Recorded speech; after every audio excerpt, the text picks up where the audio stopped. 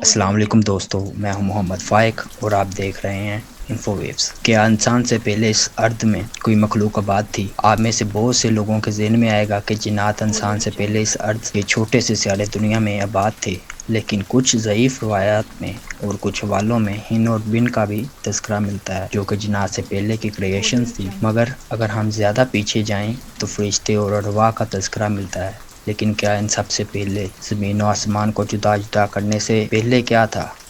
یہ ایک ایسا سوال ہے جو کہ ہر انسان کے ذہن میں ضرور آتا ہے۔ ایسا ہی سوال ایک آدمی نے حضرت امام جعفر صادق علیہ السلام سے پوچھا تھا کہ زمین و آسمان بنانے سے پہلے اللہ تعالیٰ کی ذات کیا کر رہی تھی؟ تو اس پر جو جواب امام علیہ السلام نے دیا وہ آپ کے لیے شاید نیا ہو، لیکن اسی حوالے سے کچھ صحیح اسناد احادیث بھی ملتی ہیں، جن کے حوالے میں آپ کو اس ویڈیو کے آخر میں دوں گا۔ امام جعفر نے فرمایا کہ اللہ تعالیٰ نے تم سے پہلے بھی تخلیقیں کی، ان پہ بھی قیامتیں آئیں اور جزا و سزا کے فیصلے ہوتے رہے۔ تم لوگ پہلے نہیں ہو۔ اللہ تعالیٰ کی ذات جو کہ اسپیس اینڈ ٹائم کی خالق ہے، جو کہ وقت کی قید سے آزاد ہے، ہمیشہ سے دنیایں بناتا اور ختم کرتا رہا ہے۔ آنے والے وقت میں اگر ہمارے ٹیلیسکوپ اس قابل ہو جائیں کہ ہم یونیورس سے باہر دیکھیں یا کسی دوسرے یونیورس کی روشنی ہم تک خربن سال کے بعد پہنچ بھی جائے، تو ہو سکتا ہے کہ وہ یونیورس تباہ یا بگ کرنچ کا شکار ہو چکا ہو۔ بگ کرنچ کا مطلب ہے کہ گلیکسیز اسی پوائنٹ کی طرف لوٹ جائیں جہاں سے شروعات ہوئی تھی، یعنی بگ بینگ سے پہلے۔ امام جعفر علیہ السلام کے اسی قول سے ملٹی ورس کی بھی تصدیق ہوتی ہے،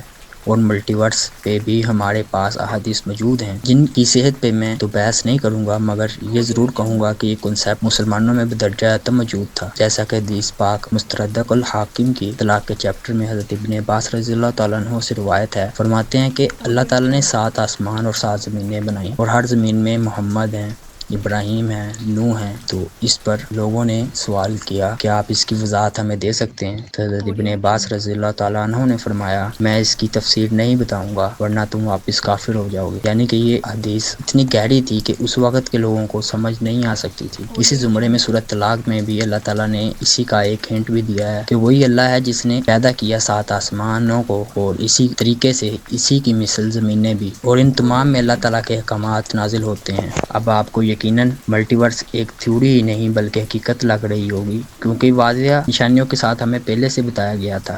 اب آتے ہیں صحیح اور مضبوط حوالہ جات کی طرف، جن کا تذکرہ میں نے اس ویڈیو کے شروع میں کیا تھا۔ صحیح مسلم کے حدیث مبارکہ جنت کی کتاب یا بک آف پیراڈائز میں انٹرنیشنل نمبرنگ کے مطابق 7180 نمبر حدیث، جس میں حضرت انس رضی اللہ تعالیٰ عنہ روایت فرماتے ہیں نبی پاک صلی اللہ علیہ وآلہ وسلم سے، جب جنتی جنت اور دوزخی دوزخ میں چلے جائیں گے تو اللہ تعالیٰ ایک اور مخلوق کو آباد کرے گا تاکہ جنت کو بڑھ سکے۔ سیدنا انس بن مالک رضی اللہ تعالیٰ عنہ سے روایت ہے کہ رسول اللہ صلی اللہ علیہ وآلہ وسلم نے فرمایا، ہمیشہ جہنم میں لوگ ڈالے جائیں گے اور یہی کہے گی کہ کچھ کے اور کچھ ہے، یہاں تک کہ پروردگار عزت والا اپنا قدم اس میں رکھ دے گا، تب تو سمٹ کر ایک میں ایک رہ جائے گی اور کہنے لگے گی کہ بس قسم ہے تیری عزت و کرم کی، اور ہمیشہ جنت کی جگہ خالی رہے گی، یہاں تک کہ اللہ تعالیٰ اس کے لیے ایک اور مخلوق کو پیدا کرتا رہے گا اور اس کو جنت میں داخل کرتا رہے گا۔ اس طرح سے صحیح بخاری، صحیح مسلم اور ابو داؤد میں بھی بہت سے حوالہ جات ملتے ہیں، جو کہ سوال کا بہترین جواب ہے کہ آر وی الون،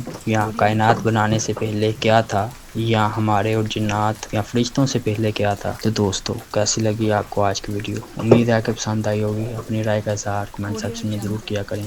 چینل پہ نئے آنے والے دوستوں سے گزارش ہے کہ ہمارے اس منفرد چینل کو سبسکرائب کریں اور بیل آئیکن کو ضرور پریس کریں تاکہ نئی آنے والی ویڈیوز آپ تک بآسانی پہنچتی رہے۔ شکریہ۔